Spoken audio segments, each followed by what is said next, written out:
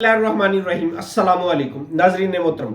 अभी हम आपको बताने जा रहे हैं कि पिछले हफ्ते सऊदी एम्बेसी ने किस तरह काम किया और उम्मीद करते हैं आने वाले हफ्ते में किस तरह काम होगा।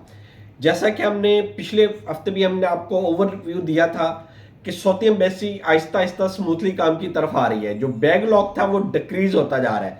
सिमिलरली इसी हफ्ते में भी बैकलॉग मजीद डिक्रीज हुआ है और वीजा स्टैंपिंग का प्रोसेस बहुत बेहतर हुआ है।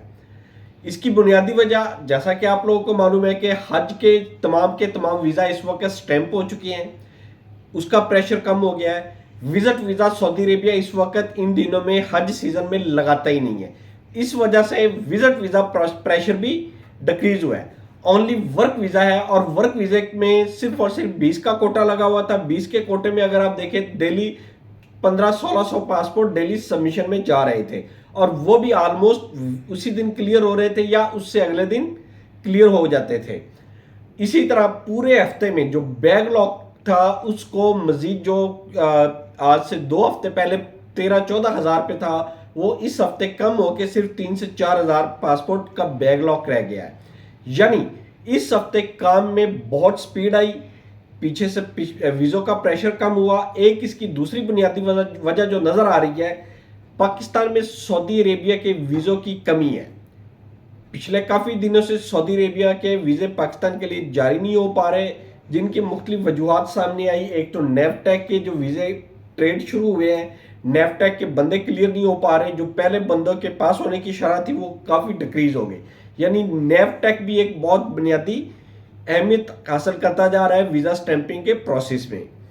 अगर हम नेक्स्ट वीक में इसको कंसीडर करें तो नेक्स्ट वीक में बेहतरी मजीद अच्छी हो जाएगी। यानी वीज़ा स्टैंपिंग का अमल नॉर्मल रूटीन में आना शुरू हो जाएगा और उम्मीद करते हैं अगले हफ्ते या अगले हफ्ते के आखिर में वीज़ा स्टैंपिंग का प्रोसेस नॉर्मल रूटीन पर आ जाएगा और किसी भी किस्म की कोई डिले नहीं होगा। जो चंद एक पासपोर्ट लोगों के पिछले हफ्ते के फंसे हुए थे वो आज भी फंसे हुए हैं, वो अभी तक एम्बेसी से बाहर नहीं आए। वो लोग आज भी परेशान हैं, लेकिन उनकी तादाद काफ़ी डिक्रीज हो गई है। वो लोग काफ़ी हद तक कम हो गए हैं जिनके पासपोर्ट एम्बेसी में फंसे हुए हैं।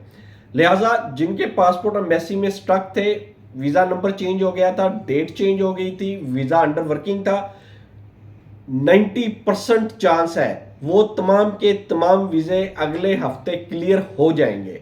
उनमें से कोई भी वीज़ा पेंडिंग नहीं रहेगा। नेक्स्ट वीक के जो कुछ पासपोर्ट पेंडिंग तो हो सकते हैं, लेकिन अगले हफ्ते पिछले वीक या उससे पिछले वीक के जितने पेंडिंग पासपोर्ट थे वो क्लियर हो जाएंगे।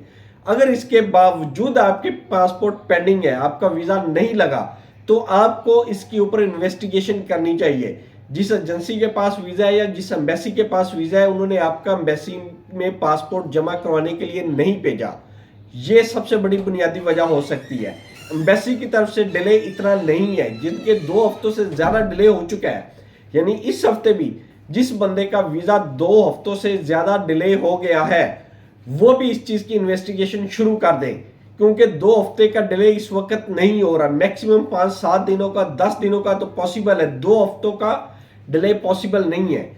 लिहाजा इसकी आप इन्वेस्टिगेशन करें ताकि आप अपने वीज़े प्रोसेस को और तमाम प्रोसीजर को रेगुलरली रूटीन पर हल कर सके और इसको फॉलो अप करें। हमारे चैनल को लाइक करें, सब्सक्राइब करें। मुफीद इन्फॉर्मेशन हम आपके साथ शेयर करते रहेंगे, लेके आते रहेंगे। अल्लाह ताला आपका हामी नासिर हो। अल्लाह हाफिज़।